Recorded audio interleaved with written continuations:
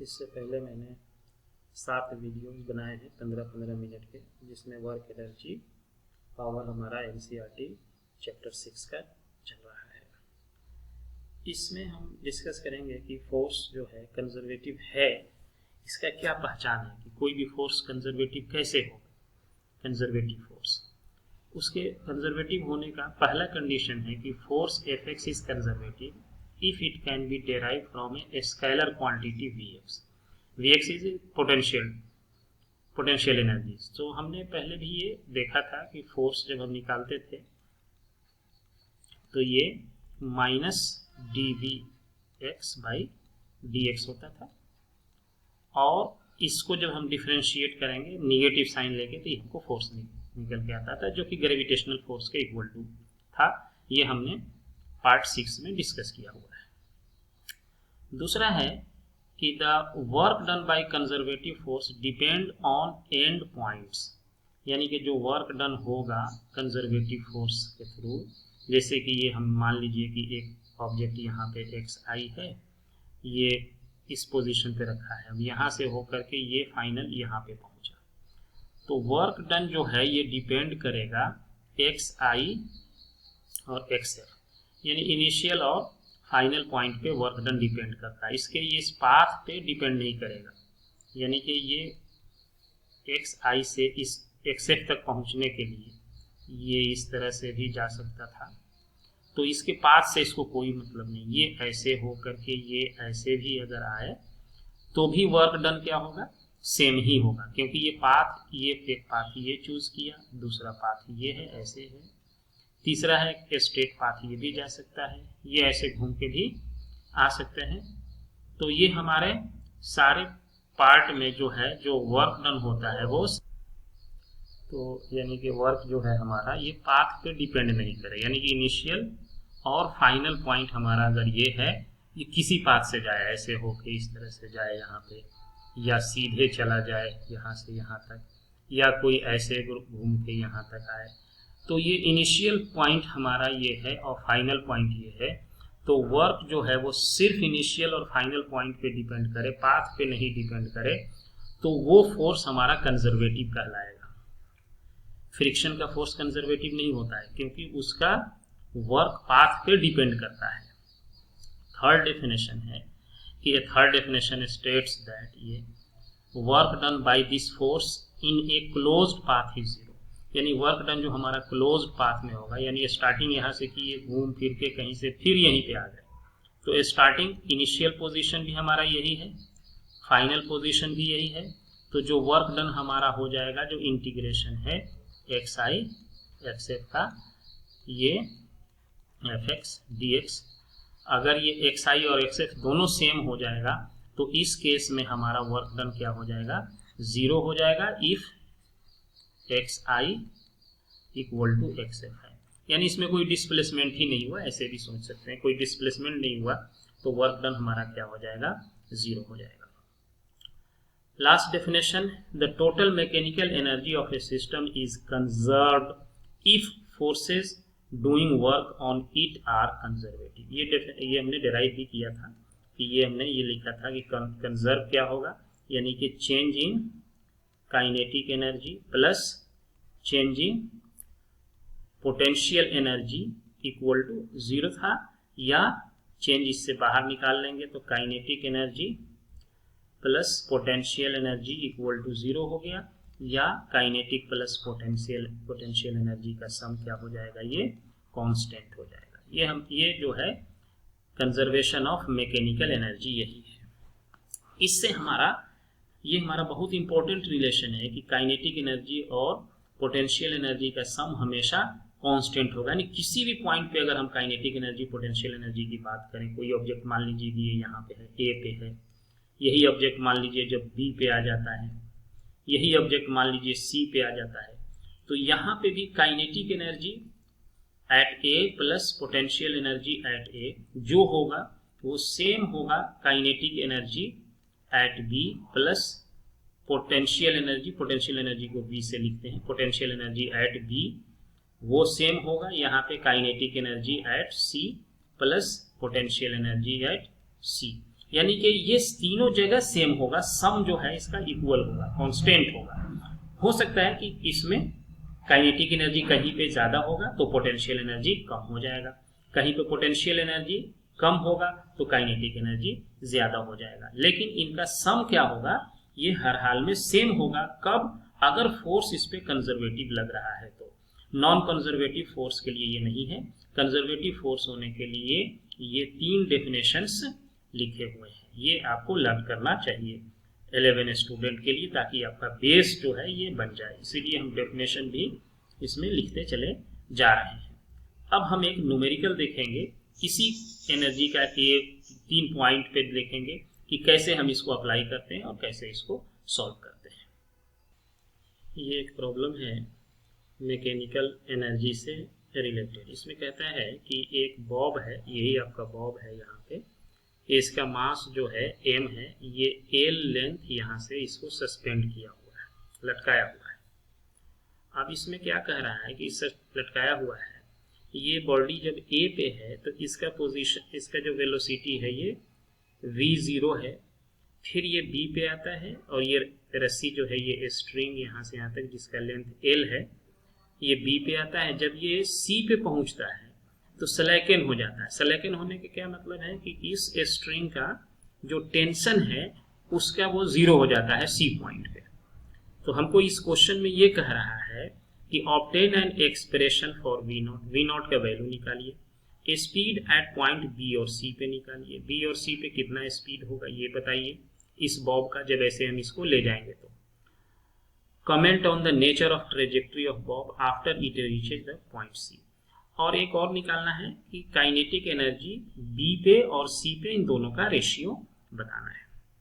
तो चलिए स्टार्ट करते हैं कि इसको कैसे सॉल्व करते हैं मैकेनिकल एनर्जी। अब देखिए a पॉइंट पे, b पॉइंट पे और c पॉइंट पे जो मैकेनिकल टोटल एनर्जी जो होगा एट a, यानी kinetic energy at a plus potential energy at a must be equal to kinetic energy at b plus potential energy at b, and ये भी जरूर इक्वल होगा kinetic energy at c plus potential energy at c। यही हमारा conservation of mechanical energy का law है।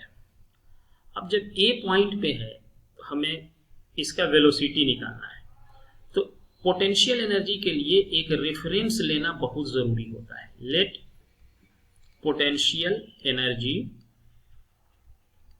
Eight a equal to 0। Potential energy मान लीजिए कि a पे 0 है, और इस टोटल एनर्जी को, इस एनर्जी को, इस एनर्जी को और इस टोटल एनर्जी को किससे, E से डिनोट करते हैं, टोटल एनर्जी को। तो a पे टोटल एनर्जी आपका क्या हो जाएगा, E equal to potential energy तो a पे क्या है, 0 है, तो काइनेटिक एनर्जी सिर्फ बचा, वो क्या हो जाएगा, हाफ mv0 स्क्वायर। ए पे हमारा टोटल एनर्जी निकल गया। अब ए पॉइंट पे और देखिए, ए जो पॉइंट है इस पे जब ये ऐसे मूव कर रहा है, ये सर्कुलर पाथ है, तो ए पॉइंट पे अगर हम फ्री बॉडी डायग्राम ड्रॉ करें तो इसका mg कैसे एक्ट करेगा, नीचे, टेंशन किधर इसका लगेगा, स्ट्रिंग का ऊपर, तो T माइनस mg जो होगा एट ए पे, TA माइनस mg हो जाएगा एट ए पे, TA माइनस mg एट ए पे, ये हमारा क्या हो जाएगा, mv स्क्वायर बाई l क्या, ये हमारा सर्कुलर मोशन का सेंट्रीपिटल एक्सेलरेशन है, mv स्क्वायर बाई r जो होता था वही mv square by r centripetal acceleration है। अब इस l क्या हो गया, इसका रेडियस है, इसीलिए ये l यहाँ पे यूज किया गया है। इस इक्वेशन को मान लेते हैं कि ये 1 है, या इसको मान लीजिए कि ये 2 है, ये इक्वेशन हमारा 1 है। अब जो है फिर आप आ जाइए किस पर, C पॉइंट पे। जैसे ही C पे पहुंचते हैं क्या होता है, C पॉइंट पे, C वाला C पॉइंट पे क्या होगा कि स्ट्रिंग सेलेक्ट कर जाता है, यानी कि इसमें टेंशन C पे, रस्सी में क्या हो जाता है, खत्म हो जाता है, टेंशन नहीं रहेगा। तो एट C पे अगर हम बात करें, at C TC tension in the string becomes 0। अब इस पे कौन सा फोर्स एक्ट करेगा, C देखिए ये ऊपर है यहाँ पे, तो यहाँ पे mg सीधे नीचे एक्ट करेगा, क्योंकि टेंशन इसमें 0 हो गया है तो टेंशन लगेगा नहीं इस रस्सी में। तो अब C पे जब हम बात करेंगे वेलोसिटी का, तो सिर्फ सेंट्रीपिटल फोर्स कौन सा लग रहा है, mg, मास m हो गया इसका, वेलोसिटी C पे क्या है, vc है, mv²/r, और रेडियस इसका क्या है, l है। इसको सॉल्व करके हमको वेलोसिटी एट C पे निकल जाएगा। ये m से m इसका कैंसिल हो गया, ये इधर l से जाके इसमें मल्टीप्लाई हो जाएगा, तो vc equal to √l into g हो जाएगा। यानी कि ये हमारा C पॉइंट पे वेलोसिटी निकल गया। तो हमारा वेलोसिटी निकल गया C पॉइंट पे। अब टोटल एनर्जी लिखते हैं C पे, total energy at C, EC total energy यानी पोटेंशियल एनर्जी। काइनेटिक एनर्जी हो जाएगा half mv/c² plus potential energy कितना होगा, जब ये यहाँ से यहाँ तक चला तो ये टोटल लेंथ कितना ट्रेवल करेगा, ये लेंथ हो जाएगा 2l इनिशियल और फाइनल पॉइंट का, और फोर्स कितना लग रहा है mg, और लेंथ तो टोटल है 2l, तो ये हमारा पोटेंशियल एनर्जी हो गया और ये काइनेटिक एनर्जी हो गया। अब ये हमारा m हो गया और vc अभी निकाल चुके हैं ये l इंटू जी, तो इसका स्क्वायर करेंगे तो l इंटू जी आ जाएगा, और ये हमारा हो गया 2mgl। इसको जब आप सॉल्व करेंगे तो ये 5/2 mg इंटू l आ गया, यानी कि एनर्जी एट C हमको निकल गया, ये टोटल एनर्जी एट C पे आ गया। अब ये टोटल एनर्जी एट C पे है, ये टोटल एनर्जी A के इक्वल भी होगा, क्योंकि टोटल एनर्जी हमारा क्या होगा, सिस्टम का कंजर्व होता है, तो this energy must be equal to total energy at A और एट B, किसी भी जगह पे सेम होगा। और A पे टोटल एनर्जी आपका कितना है, हाफ mv0², क्योंकि यहाँ पोटेंशियल एनर्जी 0 है, इसको हमने रेफरेंस माना हुआ है, और ये आपका C वाला जो एनर्जी है ये है 5/2 mg इंटू l हो गया। तो इसको हम सॉल्व करेंगे, तो इसको सॉल्व करेंगे तो m कट गया, उसके बाद इससे हमारा जो 2 भी कट गया, तो यहाँ हमारा A पे क्या हो जाएगा, v0 जो है उसका वैल्यू निकल जाएगा, तो यानी कि v0 इक्वल टू हमारा हो जाएगा √5gl हो गया। ये हमारा A का भी वेलोसिटी निकल गया, A पॉइंट पे C पे निकल चुका है वेलोसिटी, ये हमारा C का वेलोसिटी है। अब मुझे किस पे निकालना है, B पे निकालना है यही वेलोसिटी। सेम चीज अब हमें सॉल्व करना है B के लिए, तो B के लिए देखते हैं।